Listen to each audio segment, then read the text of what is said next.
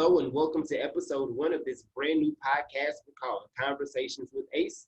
My name is Demetrius Johnson and I am the Senior Program Coordinator with the Tomas Rivera Center for Student Success at the University of Texas at San Antonio downtown campus. Our intentions with this podcast are to sit and talk with current and former ACE students, faculty, staff, administrators, and guests about things happening with them, around them, and other various topics that arise. We hope that you learn something, enjoy the conversations, and tune into all of our episodes. Of course, you can like, subscribe, and comment as well. Without further ado, our very first guest is current first-year student, Amber Aguilar. Amber, how are you doing? I'm doing good. How are you? I'm doing all right. How was your winter break? All I did was mainly work at the Mexican restaurant that I worked at. Instead of working just 2 days, I worked 6 days. Oh, okay. So hopefully you made some money over the course of the winter break. Yes, I hit overtime maybe once, and that's the first time I've ever hit overtime. So I was like, yes, a good paycheck. That's a nice paycheck. I always ask students, how was that winter break? Because it's that, especially those who live on campus or like don't live at home, because it's that break from living on campus, living away from your parents, going back to home for like a month. And it's like, you're used to one thing and then you go back to your parents' house and they're like, nope, this is how things are going to go. And you're like, I don't know if that's going to work for me or not. Um, it wasn't really like that since I'm at home. It was just like some of my cousins that like we usually spend time with over like Christmas and the holidays. They did get COVID, so sadly we weren't able to see them. So it kind of like hit closer to home in terms of like COVID and everything. Because I never thought like my family would get it. I thought I'd be able to see them. Are they doing okay? They're fine. I think, well, I haven't seen them since then. Like, okay. But I think they're like they've gone past like doing quarantine and stuff. Okay, that's good to hear. Really good to hear. So can you tell us a little bit more about yourself? Okay. So I went to McCullum High School and I graduated in this past year in June. And then I'm also a criminal justice major. I do want to minor in something eventually, but I don't know yet. And because I'm juggling between politics and forensic science and then what else is it? Psychology. So I'm like juggling between those, but I don't know what I want yet. And then I'm allergic to avocados, which is something that people find strange because I'm Hispanic. And usually like they put avocado on everything, or they're like, oh, sadly, you can't eat guacamole.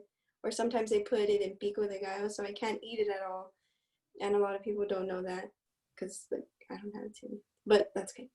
And that's pretty much it. Are you excited for the new semester? I'm more anxious. I am excited because I hope it's gonna be better than last semester, but I am a little bit anxious, a little bit. Why anxious? Because I'm hoping it will be better than last time. What happened last semester? It was like a roller coaster. It wasn't something that I expected. I thought it was gonna like be an easy transition. Like I was gonna be able to study and just do everything right, but it wasn't like that. I had some ups and downs that I didn't expect, and it just wasn't easy learning how to study in college and just getting used to it from high school to being a freshman. It was just something I didn't expect. But now, like over the break, I reflected and I was like, you know what, I know what I need to do better in or how to improve. Okay. I want to talk to you about, I guess, a little bit more about that first semester at UTSA that was mostly online. First, did you have any classes that were on campus? When I first saw it, I think it was going to be my math class that was going to be in person, which I was excited about when I first saw it because I was like, I'm not really that type of person that automatically gets math right away. but eventually it changed, and so I was kind of bummed out about it. But that was the only one, and then it changed to all online. Okay, so you didn't have any classes on campus. Mm-mm. And how did you feel about that? I think I'm just a little bit nervous because I'm more used to like that one-on-one and being with people and then having my classmates around me just to like, not just to, oh, you need to get this done, but to like just a reminder and then connect with people. I wish I was more hoping to get that experience, but I didn't. But it wasn't too bad online. So you're saying you didn't establish the connections that you thought you would have, especially with classes being virtual? Just with one class, which was our class. Those are the like the most relationships I've been able to establish because like I can call on one of my classmates I had in my class and be like, oh, like have a conversation with them or catch up with them or just talk to them. Those are the relationships I've been able to establish. But in my other classes, I really didn't make any friends at all. Were they mainly synchronous or asynchronous? Asynchronous. Asynchronous. So it was a lot of you actually having to learn on your own. Mm-hmm. It's, and I'm sure that's not what you thought college would be like. You thought maybe it'd be a lot more, let me hear what the professor has to say, because these are well-known individuals in their particular field of study, and now it's me actually having to do a lot of this by myself. Mm-hmm. Like with some of my professors, they put out lectures so you could physically see them. Some of them, I really didn't get to see them. It was more like voice. And they would tell us like, oh, like if we had this class in person, I would bring in these like speakers. Like I had an intro to policing course and he said if it was online, he would have brought it in. But like we never got to do that. So I was looking forward to those things in those classes, like classes towards my major. Okay. I guess with that being the case, did you feel a part of the university? I felt most like a part of the university in our class because I got to physically see y'all and then see our mentors and then also my peers. So that's what, just in that one class, it made me feel. But then also, like, when I was able to get on like office hours with my professors, I kind of felt as well in those other classes, but it was just in our class that I felt really involved. I think just for, because what I struggled with was just staying at home during the online semester my first time and just being by myself and isolating myself. And so I always felt like alone. I felt like I really didn't have anyone to physically be here with me, to study with me, to push me. And so I guess that's just me. Like, it's okay to constantly be at office hours at your professors because that was me. Like, it's okay. Like, just for other college students who feel by themselves because they're at home or just in their dorm by themselves, say they don't have like a, how do I say it? Like another person living with them. Just in general, like it's okay. You're not alone, in feeling that way. Okay.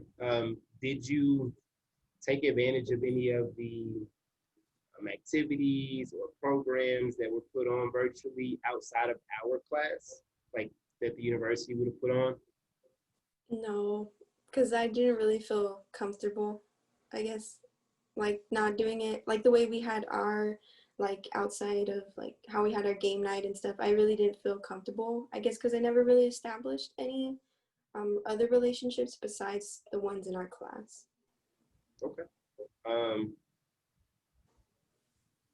guess now we'll kind of move toward your expectations for this semester. And what expectations do you have of this semester? What goals are you hoping to achieve this semester?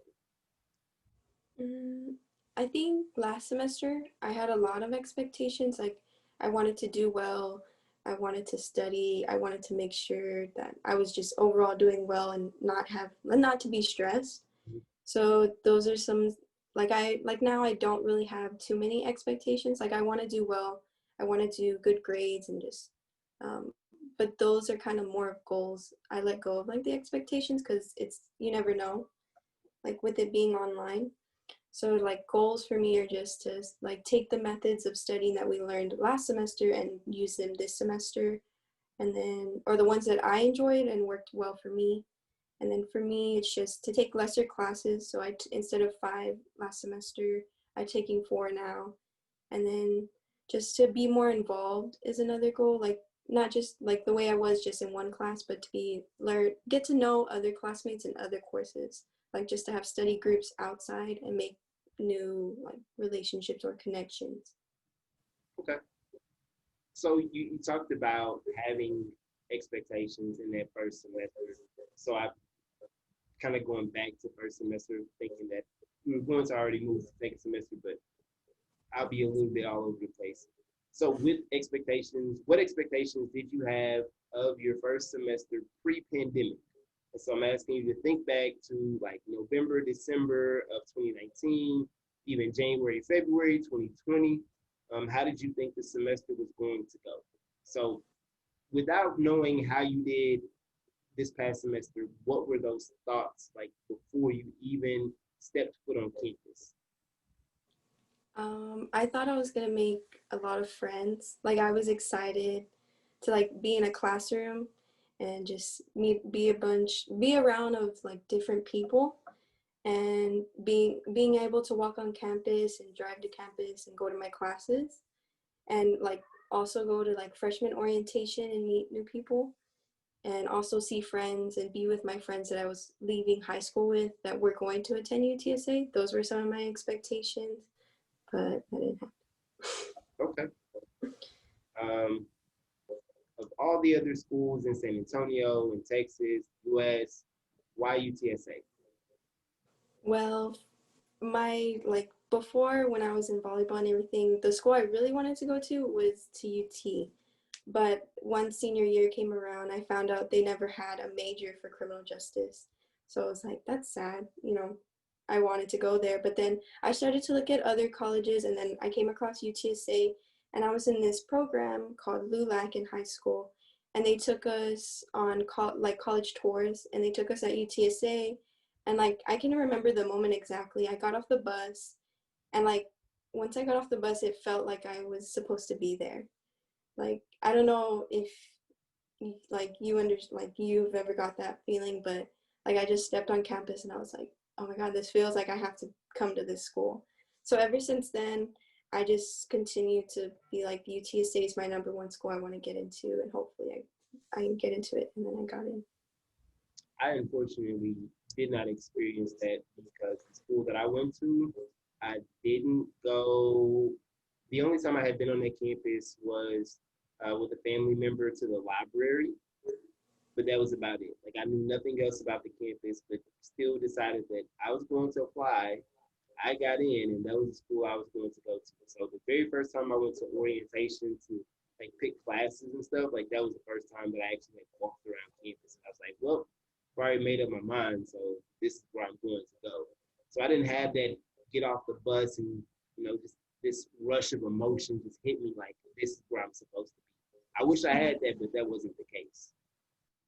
And like I find that weird because I would tell like my friends in high school like I have to go to UTSA, and they're like, I've never felt that feeling before. Like I just want to go there because of, oh, they have good sports, or oh, because I'm on a scholarship or academic scholarship.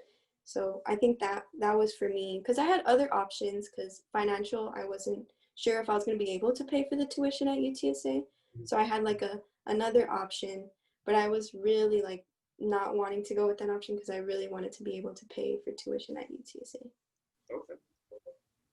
And I guess it's hard for you to be like, oh, I made like the right decision coming here, especially with your first semester being virtual.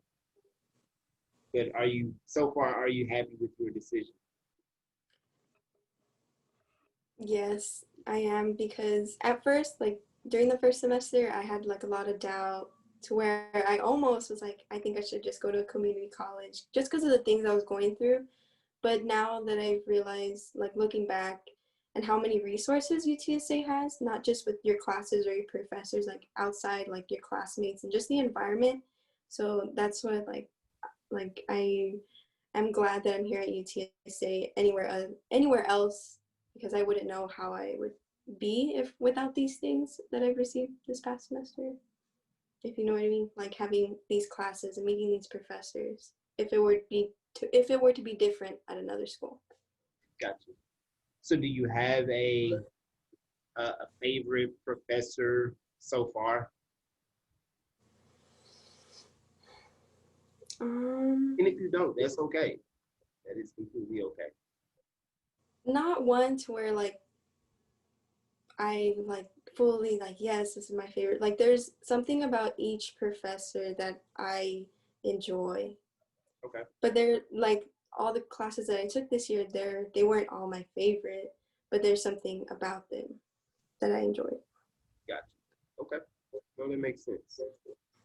Um,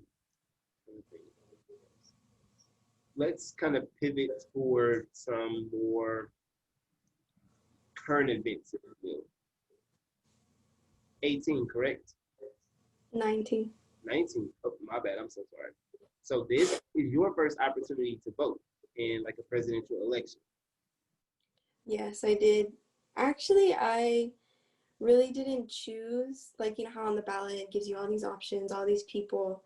I knew of the ones that I worked, like I was going to vote for, like our president, vice president, everything, and some other people as well, like just like district wise. Right. But everything else I didn't know. So I didn't want to just pick, like I didn't want to feel pressured, like, oh, you have to pick someone. So I just left it blank because I didn't want to pick someone and it be bad, like say for the city or overall for the nation. I guess I don't want to pick someone that I don't know about. So that's something I want to do, like in the next election, maybe just do my research on these people. Gotcha. No, and that's important because if you think about it, the next 2, 4, however many years, like these people are going to represent us, and you want to have an informed decision on who you decide that you want to place your vote in, because you never know. Like sometimes elections are won by one or won by millions, and so oh, Amber decided to pick this person. This person won, but she has no idea who this person is, like what they stand for. It could be completely against everything that you stand for. Mm-hmm. So I would certainly recommend that you make an informed decision, get to know the candidates, get to know what their positions are. I actually looked up candidates for my first time voting here in Bexar County, and I didn't know who the railroad commissioner was or what they did. And when I found out what their position was, I was just like, wait, what? So yeah, things like that are like super important to know what they do and who they are as individuals and what they stand for, and if they align with your, values and beliefs. Mm-hmm. I commend you on, hey, I'm just leave this blank because I don't know who these people are, and I don't feel comfortable just voting for whoever. Yeah, and something that my mom's always told me, she's like, if you want there to be a change or you want to make a difference or you're so tired of this going on, but you don't do anything about it, that's your opportunity to go out and vote and make your difference. Even though some people don't think, because it's based like, like on electoral college or popular vote, it does really make a difference. And I think this year we saw a big difference. Yep. So with the big difference, we are about to have a new president occupy the White House. As of like this taping, it's Tuesday, January 19th, meaning tomorrow at 12 p.m., we'll have a brand new president. How are you feeling about the transition? Have you been keeping up with the news? Like, is that something that you have allowed yourself to be informed of? Um, my like I'm not like I don't like I'm not like, oh, I gotta watch the news at 10. Like like on TikTok sometimes I'm on the app and I follow like NBC or just some news like accounts that they have, and there's like little snippets that I watch, and if I want to watch it further I'll go on YouTube and watch it. But with the new president that's going in, I'm a little anxious, more of like what the policies and the things that he wants to get done. I'm hoping that he gets them done. And I think that's what I'm anxious for. But like having someone new in, I think I'm not scared of. I think we do need something new. something more for the people, and it's not just about a one-man show. It's more about humanity and what am I going to do for the people that I'm representing. Yep, no, I would completely agree. It is like, hey, you said you were going to do these things. Do your best to make sure that you keep your word. And if there are other things that come up that need attention, make sure you show, the attention that you feel is going to be best for the nation, not just yourself or like your friends. But it's like, hey, there are millions of people that live in this country. Make sure that the decisions that you're making are going to be the best for the country. Mm-hmm. Yes. So earlier you talked about experiencing COVID firsthand within your family, as far as like some of your cousins actually getting it. Are you planning on, or are you skeptical of like the vaccine? Like, are you planning to get the vaccine? Are you skeptical? Are you in this like, hey, I want to, kind of see how things progress over the next couple of months before I make this decision to either get it or not? Well, my mom actually recently got it, I think about a week ago. Okay. And she hasn't had any symptoms that are like bad to where she's end up in the hospital. It's more of like some like she got really bad allergies when it came on, like sneezing and like kind of a light cough. But she got it and she said that she was fine. Like she was able to go back to work, but what she had to do to go back to work was she had to talk to a doctor and make sure that she was okay, like no symptoms of COVID, and she had to get tested before she went back to work, and she had gotten the vaccine. So my mom's telling me to get it. I'm not a big fan of shots. I've never been a big fan of shots. I have to like I tell them like you need to pinch the skin, and I have to look away, and like I recently got I think the vaccine that we need for like freshmen. Mm-hmm. And I had like Star Wars, The Mandalorian going on while I was watching, and she was like, "Oh, I'm done," and I'm like, "What? I didn't feel it." Because usually I feel it and I start crying, or I anticipate it to the point where I start crying, and it's kind of embarrassing. So, but like if the school mandates it, or the state, or whatever, it has to be mandated that we get it, I'll get it just because I think my mom's taking it. I feel okay with getting it. Okay. I I think I'm more so in the boat of you, like with shots.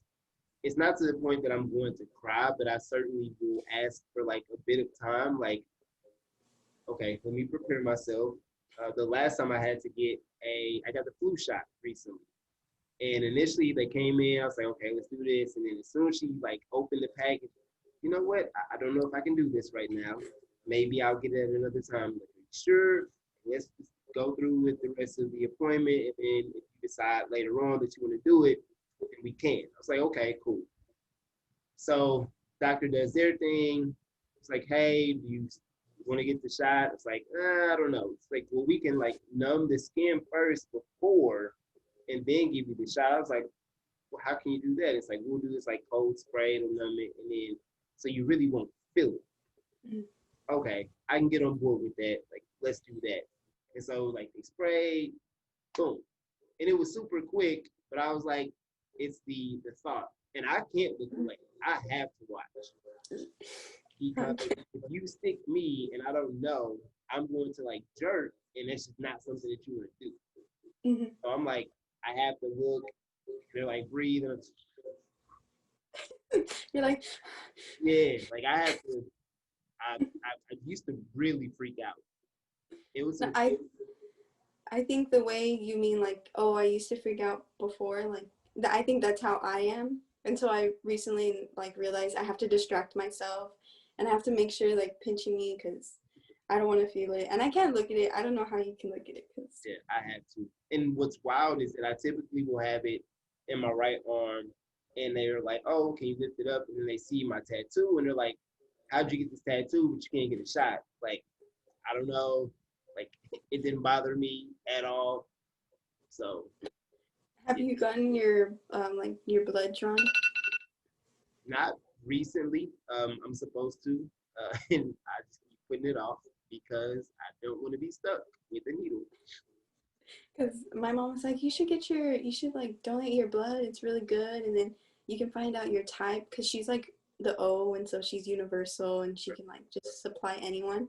She was like, yeah, I love like going to get my blood drawn because I can just watch it. And I'm like, what? Like that's a bigger needle than just when you're getting a shot. She's like, yeah, it's fine. Like I can just watch them put the needle in, and I like to make sure, because she's a nurse too, that like they don't like mess up her veins or bruise her. So she like, I watch them, and I'm like, I don't know how you do that. But it's one of those things like because she probably has to do that to other people. So for her, it's like I need to know that you know what you're doing because I can walk you through these steps if I need to. Mm-hmm. So why not, actually, I didn't even ask you. After getting this criminal justice degree, what's the goal? Like, what are you planning to do? Everyone, like the first thing people tell me like with this degree, they're like, oh, so you want to be a lawyer? And I'm like, no, I don't want to. I don't want to be a lawyer. Like it's something that I've thought about, like being an attorney and stuff, but I don't want to go that extra 4 years to school again. Like I want to get out on the field. So something that I want to do is maybe apply to SAPD and hopefully get into the academy and do that. And then either do I think it was the sheriff's office, because my sister also recommended them to me. If not, if I don't want to do that, then I kind of want to take a year off and go to Hawaii. And I told my mom, it was just like spur of the moment. I was like, Mom, let's go to Hawaii and just stay there for a whole year and just be there. And she was like, and you're not going to get a job? And I was like, in Hawaii, I'll get a job. Why Hawaii? The weather is consistent even in the cold. I think it's like 70 degrees. Maybe it doesn't get any lower than that. So it's nice. I've been trying to get into like more sustainability and trying to like improve the ways of like the way I'm living. So recently, instead of buying plastic shampoo where like it comes in the plastic bottle, I've just because like my skin stuff, because it's very sensitive to certain shampoos, I like gotten the bar soap with the box, and so I've started recycling. And like Hawaii, they do a lot of sustainability, and so I want to get into that and just, I guess, the environment over there, it's like really beautiful, so I want to be able to experience that because I've traveled in other states, but that's somewhere I also want to go to. Okay. And why is sustainability important to you? I guess just recently with like, it's not like I haven't just started just because like the whole climate change and everything. I've kind of started a little bit like before, like in high school I wanted to build a compost, but it didn't go well, but at least I tried.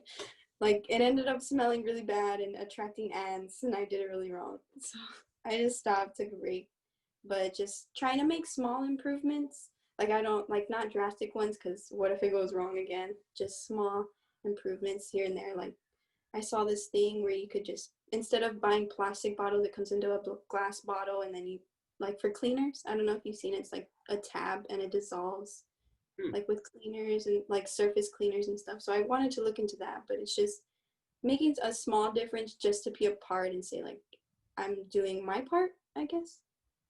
Okay. I really believe you like answered a lot of the questions that I have. Do you have anything that in particular that you wanted to talk about, or anything that's on your mind that you want to ask me? I think like something I wanted to share was like kind of investing in myself, because last semester I really didn't do the self-care like thing, like anything. Like so this semester I kind of told myself like I'm gonna dedicate one day to myself, and I bought some stuff, like just like some crafty stuff to put together, just to like when I'm stressed I could do that, just take my mind off of things. And I think that's very important, that I really didn't stress enough a lot last year for me. So that's something that I wanted to share. Okay. So then that brings me to, I guess, the last thing that I would want to do. I need you to pick a particular audience, and what is one thing that you would want to share with them that you feel like is really important for them to know, like, about you? About me. either about you or something that you feel like, hey, you really need to know this because it's important to you? Um, I guess I've always been like a very open, like when towards of like response, like when people are asking me a question or giving me these boundaries or like I don't know how to explain it, like just telling me no. Like it's okay to ask why, like don't be afraid. And so now I've like over the years I've become of more of like, well, why not? Or like just questioning like those limits. And like with last semester I realized there's no limits, or just in general, like they shouldn't be putting limits on yourself. Always question those boundaries or why people say no, like just overall in general. um Okay, cool. Well, Amber, I certainly appreciate your time. Um, I think that those who watch and listen to this are going to get a lot of great information. They'll learn about your experience during your first semester in the pandemic, um, a little bit more about you. Where can people find you if they wanted to know or reach out to you? Like, are you on TikTok? Do you have Instagram? Like, I do have Instagram and Twitter and Snapchat. okay. Mhm. So if they just look for Amber, they'll find you. No. Do would do you want me to give Yeah. my username? If you want to, you don't have to. If you want to, you can. Okay. You're gonna get your followers up. Okay. I'm always open to new friends. So it's my middle name, Marie. Like some of my friends call me Marie, but Okay. it's that my Instagram username is m.arrii, and that's it. It's Marie, but just Cool. Alrighty. Well, again, thank you, Amber, and I hope that you have a great rest of your day. For those of you that are tuning in, be on the lookout for episode 2. That will be starring Steph and the next guest that she decides to have. So this has been Conversations with Ace. I'm Demetrius Johnson. That was Amber Aguilar, and you all have a good one. See you next episode.